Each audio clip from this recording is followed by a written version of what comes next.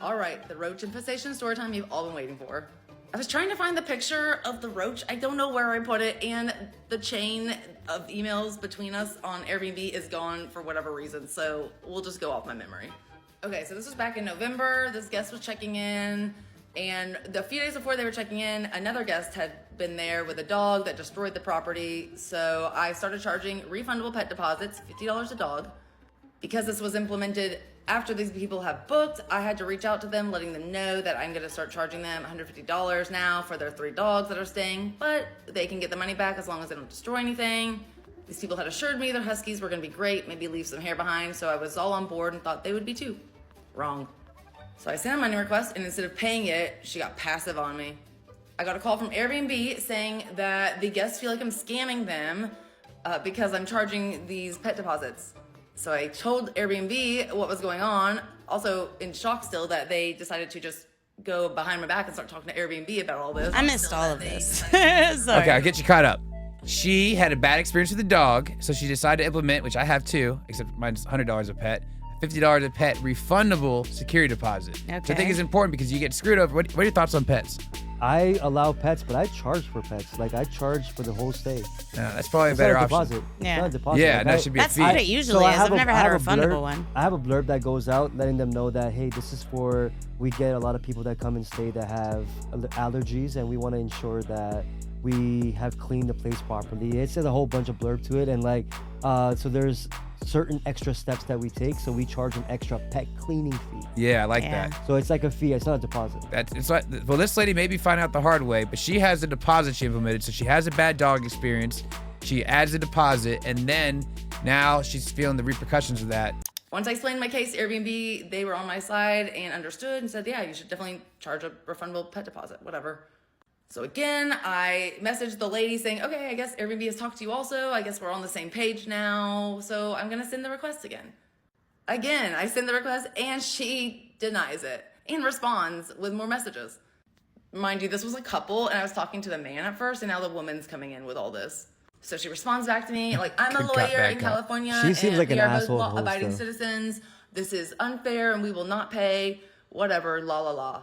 So of course I'm like, I just see red flags all over this, but I'm just like, they're checking in like tomorrow. Let's just, whatever. So I said, okay, don't pay the $150 pet deposit, whatever. But if they destroy the place, their dogs, I'm going to come after the $150 plus security deposits and whatever else I need. She agreed. So then they check in. Things go well, it sounds like. I send my follow-up message asking, how things are going, but I don't hear back. So I'm like, they must be just enjoying the house. Wrong. Again.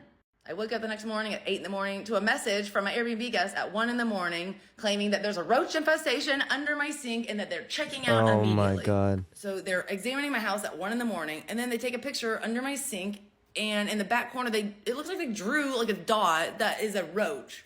That is the evidence they sent into Airbnb claiming I have a roach infestation. Without me even having a chance to respond, they got their money back, they left the place, and Airbnb immediately sided with them. And tried to take away my superhost status. I said, hell no, that is not the case. I will hire exterminators tomorrow. I explained to them how they messaged me early in the morning. I couldn't respond. Had an exterminator come out that day. They did everything. And at the end of it, they looked at me and said, what roaches were you talking about? There's nothing in this house except the dead rat outside. Dude, I was in a building in Dallas. I got out of that building.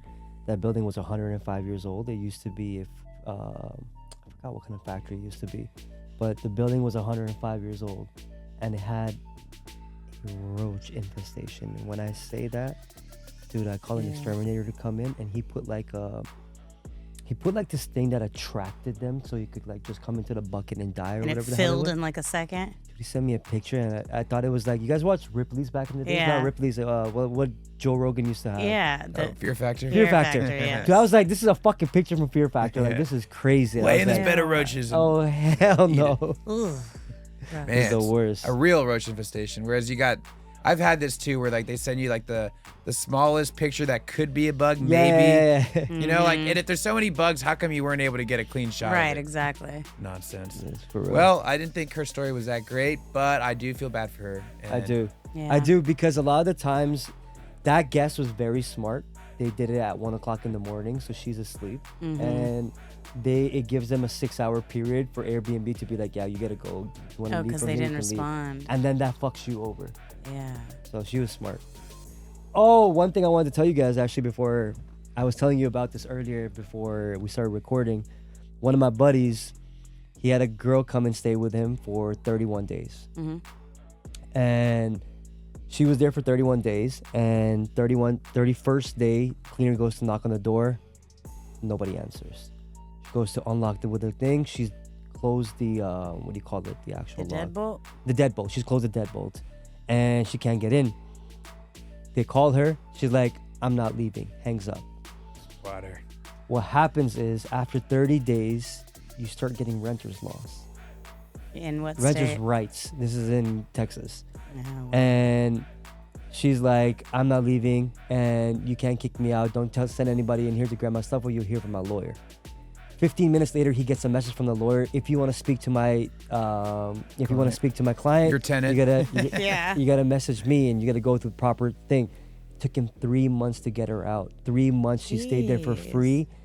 Wasted 3 months of revenue during high season. And dude was just like, I just lost like $12,000. So do people in Texas just like not rent for more than 30 days to avoid that? I don't know. I Or, like, actually what thought do you about do? that. I'm like, dude, I gotta be very careful. I haven't had that happen to me. Especially Thank like God. with a travel nurse that's staying Hell 3 yeah. months. That could easily happen. Hell yeah. You get one bad person and it ruins your whole. Especially if you're like not making much money. If it's during slow season and something like that happens, you're kind of. You got all excited because you're like 3-month booking, let's go, Yeah. or 31-day booking. I don't think Georgia is a specific time period. I think it's more so like. Didn't that Kemp add some like anti-squatting laws? I feel like that's the Maybe. one good thing he did. Yeah, Maybe? actually, my brother just told me about that. The anti-squatting law. You can shoot him. What? Of course Georgia would pass that. From one extreme to the next. Shaking your head. I'm running up in there, bro. He's the 31st day, You man. can It's shoot time to him. go. That's hilarious. You can squat all you want, but dance. But, yeah. It's good, but I'm sitting on this couch with you. How you doing? That's why that's been some videos we've seen where like it's like the person's there with the squatter and like this bitch isn't leaving, and she's like, She nope, lights I'm up not. a cigarette in Yeah. the kitchen and What shit. you gonna do about it? You're like, oh man. I actually know a way to get people out, but you got to do like a whole situation. You got to call the cops, tell them there's a drug deal going on in there. Someone's growing some marijuana, and then you got to call from another phone and do it as well. So there's like 2 complaints. It turns into a criminal thing, and they go in Then there. go plant weed in there. Yeah, but then if they go in and there's no weed, what happens? They're like, Then you sorry, gotta- false I don't alarm. We know. apologize. I don't know. I haven't gone to I that guess point if yet. you plant the weed too, maybe. But Got an inside guy in the police department too. yeah.